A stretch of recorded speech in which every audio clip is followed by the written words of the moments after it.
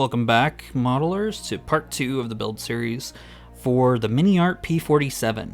Today we're going to be doing some metallic finishes. I'm going to show you how I'm going to put in a few different techniques to get a good finish on this, but also I'm going to do some experimentation to try to see if we can get also a little bit more of a patina to the finish.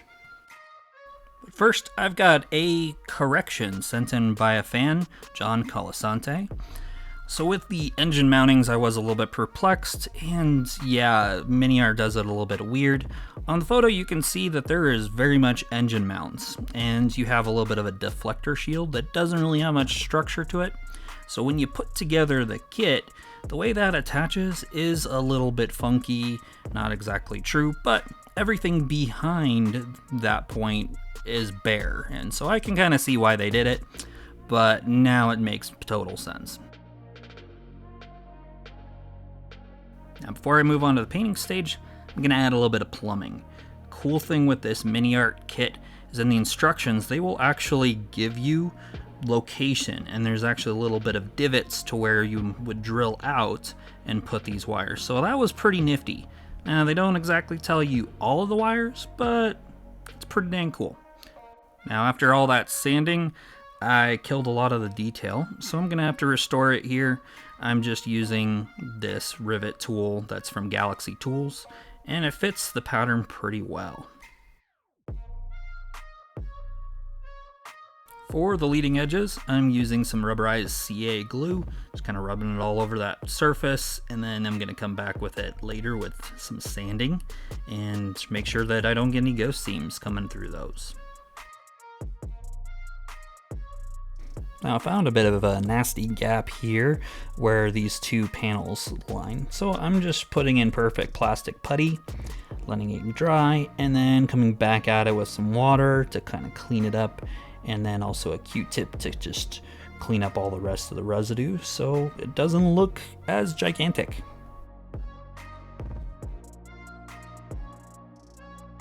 For painting, I started out with Mr. Surfacer 1500, and I used Mr. Leveling Thinner MLT to thin that down, gave it a little bit of a sanding, and then now I'm coming back with it with a gloss black with the Tamiya lacquer. Now the first layer of this gloss black is not silky smooth, but we're going to have a bunch more layers of progressively thinner and thinner and thinner paint to it. Also, we're going to do a lot of buffing to make sure that in the end we have a really smooth, shiny surface. And there's a bunch of different ways and techniques that you can do to have a really glossy, smooth surface. The automotive modelers, they know a bunch of different ways to do this quite a bit better. This is just my particular way that I'm going to be doing it. So now to smoothen up the paint a bit after it's been drying for several hours, I'm coming with 1500 grit sanding sponge from Infinity, and I'm just trying to kill all the high points, make sure the orange peel kind of gets leveled down. It's going to look pretty ugly at first, but once we go through the other grits, it's going to look a lot better. So now we're moving up to 2500 grit from Infinity. And with this, I haven't found too much of a difference when I'm looking at going back and forth versus swirling patterns and all that. When I'm at this grit, maybe there is more to it. Also, the next thing is wet versus dry. More often I'll actually be using wet, but right now I'm just doing it with dry, and it's getting most of the job done. Next, I'm moving into a 3000 grit from 3M, and this is just sold with automotive stores, and it's also a bit of a sponge, and it is very effective. I was very pleased with this.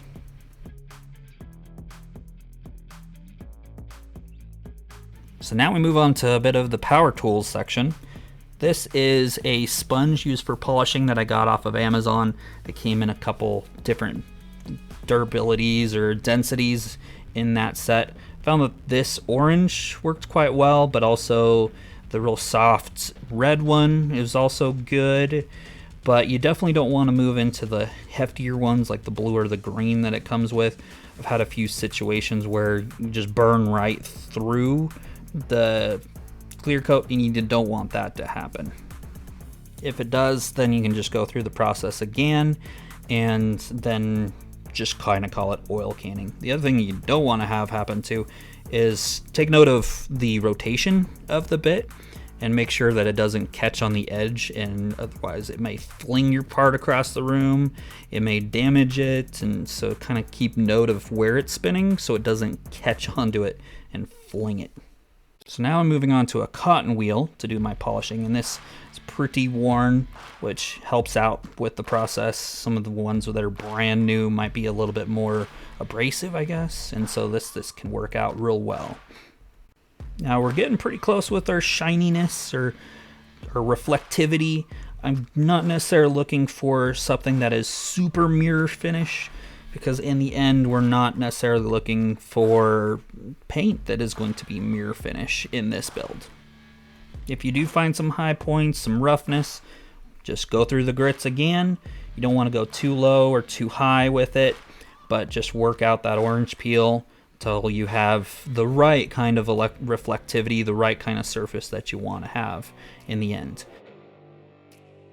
The more shiny that surface is, the more reflectivity it's going to have, the more that the top coat, the metallic, is going to be shiny and reflective.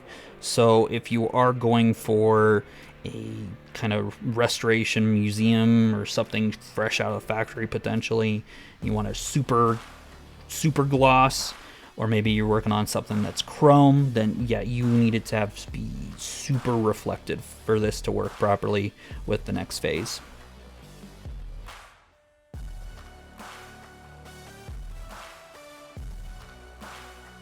At this point, definitely not perfect, but we're getting close to what we want. So back to the drawing board with some more polishing. At this point, I know you're going to say, oh, that is definitely not a mirror finish. Not perfect, but keep in mind, I'm not quite going for a perfect mirror finish on this particular one.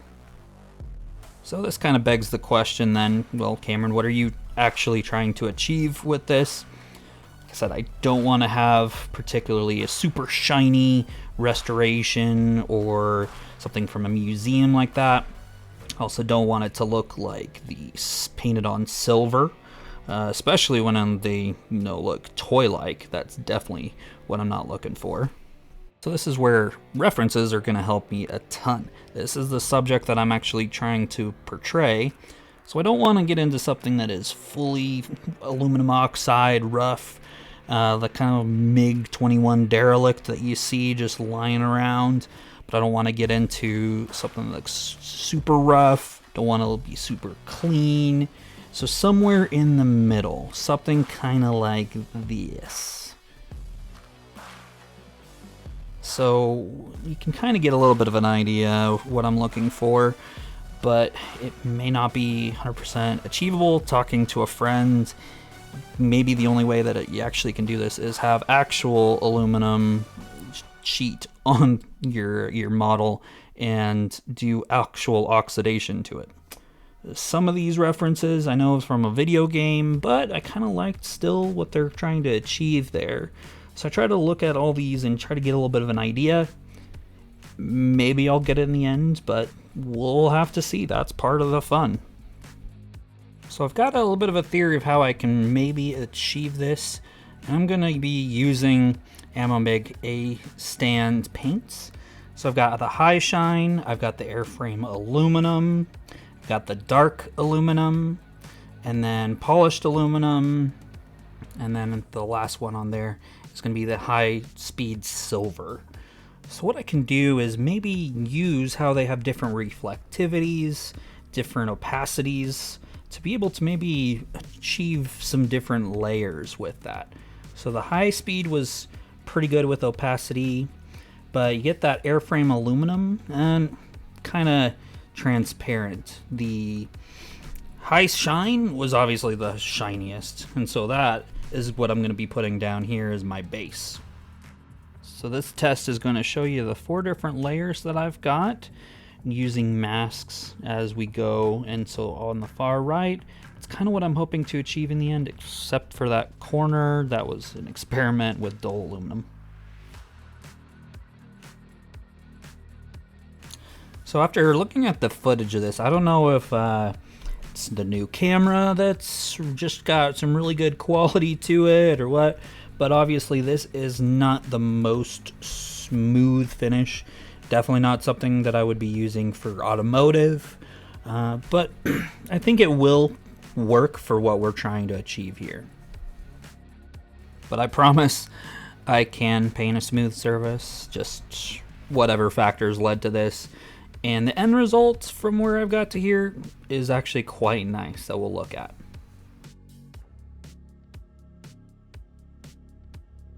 So I'm just laying down some light layers of the High Shine Plus, and just laying that. That's going to be starting on my base coat, like I said.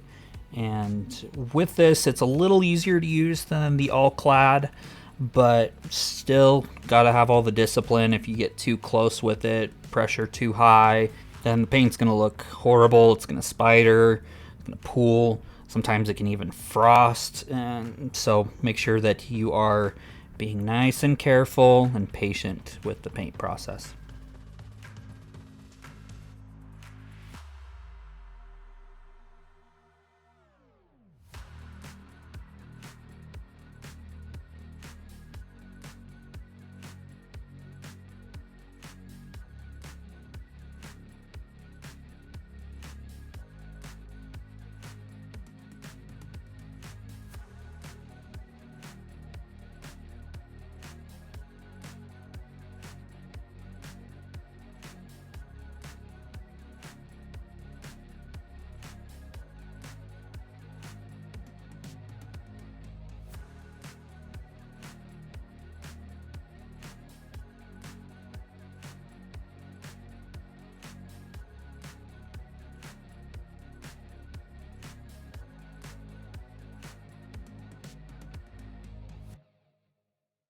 So after laying down the High Shine Plus layer, I'm putting on Airframe aluminum. But I'm not gonna just lay it on that layer. What I've got is a little bit of a mask. So this is what I learned in my previous video, where this is basically just a seam strip that a lot of people that are into sewing would understand, but I don't know 100% what it is. But what it'll do is it'll create a cool pattern where it's blocking the paint and allowing it to flow. And so for modeling effects, I found it is very excellent. So if we use that, maybe we can get a little bit of that splotchiness that you get into with some of the aluminum that has been oxidized. Now, one warning, just like any mask, if you're laying on too much paint and then it has wet, drippy paints absorbed into it, and you put that onto a surface with lacquer, where this is mostly lacquer thinner, it's going to eat into it and it's going to look pretty ugly. Now, maybe a little bit hard to see, but you can see a little bit of patina happening where it's creating a little bit of a shiny point, a little bit different reflectivity.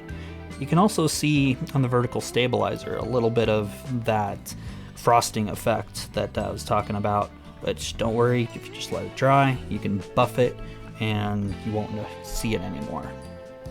So I want to do a little more experimenting with a different mask. This is a splatter mask from Ushi. I like it because it's brass. You can basically have it last forever. You just keep on cleaning it and cleaning it with some kind of thinner, depending on what you have, and it works really, really well.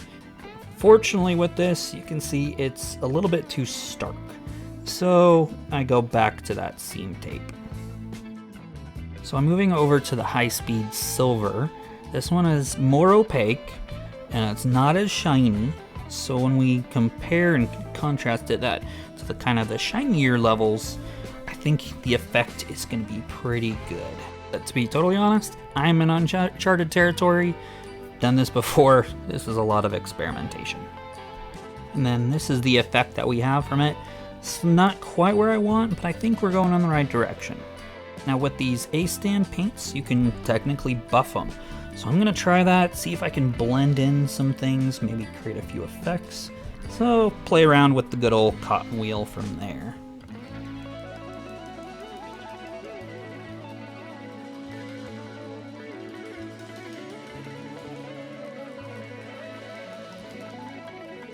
If you note here, I've added some high-speed silver to the wing root, and you can see the difference on there. It's pretty pronounced, and we're going to kind of use that a little bit to our advantage.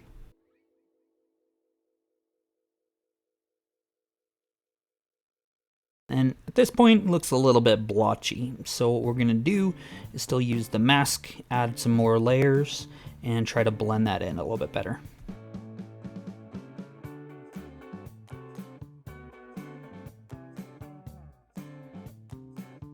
We can also use a little bit of light coats to kind of blend that in of something a little more transparent like airframe aluminum. At this point, still not happy. Probably saying, Cameron, why, it looks good. But I want to add a little bit of more shiny tones back because I think I may have done too much of the high-speed silver and it looks a little bit too oxidized. So try to add some more shiny points to that.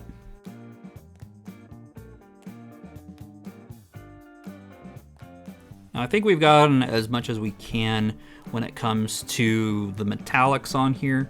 So we're gonna go ahead and seal it with some all-clad aqua gloss. You could also use AK Gauzy if you would like.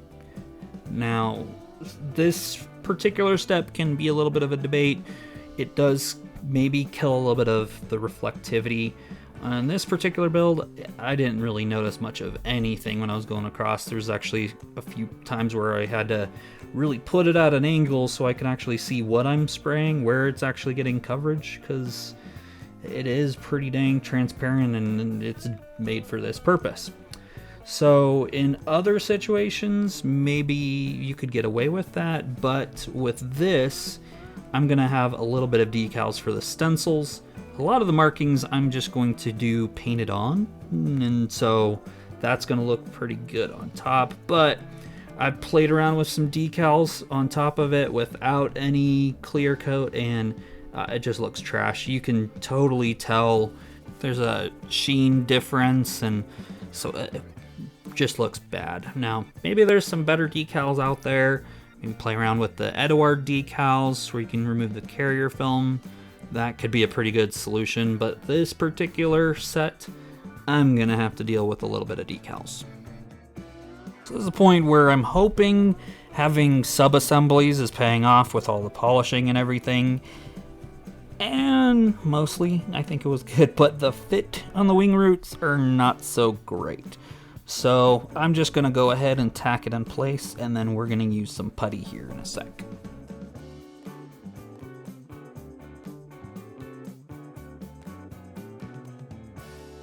Depending on your screen size that you're viewing this on, there is still a pretty sizable gap. So we're definitely gonna go in and fill that up with some putty. After all that work, I need to be a little gentle, so I'm not going to be using any super glue or anything like that.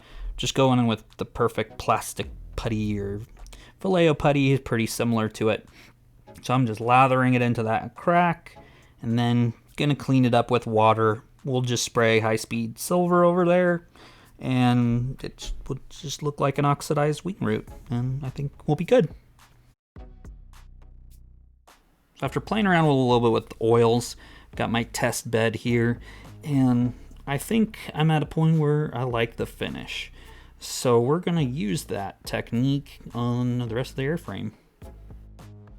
So I'm always open for some critique, so if you think I achieved it or something I need to do a little bit more, let me know in the chat and I'll maybe use it in the next video. The oil I'm gonna be using is some cold gray color, just some basic artist oil, and a Princeton mini mop. Just applying that oil in dots, random areas, letting it get a little bit more dry, and then we're gonna come back with the mop, kind of use some stippling action. So you're just gonna continue with this stippling action, and you just keep doing that until it looks right. So how do you know it looks right? Well, it doesn't look like there's a technique there. It doesn't look like oils have been applied to the surface. So you're just going to be doing that tapping, and sometimes you might need to remove a little bit of the oil with a paper towel or something like that. Sometimes there may be just way too much and all you're doing is just smearing it around. So if that happens, then you can take the Q-tip or the brush and you can see me just like swipe it aside, remove it, and then just keep tapping and tapping and tapping until it looks like you just have some patina or a filter or just a little bit of that effect rather than, oh, it looks like there's a big old oil clump. And I think we're there. So looking pretty good. I'm gonna seal this with some Aqua gloss. And then the next step is I'm gonna grab my masks that I made on my silhouette machine, try to paint on as much as I can with the insignia. And for any of the stencils that I wanna put on, then I'm gonna use just the decals that I have for the project. So make sure that you subscribe and you do that bell thingy so you can be notified when part 3 drops.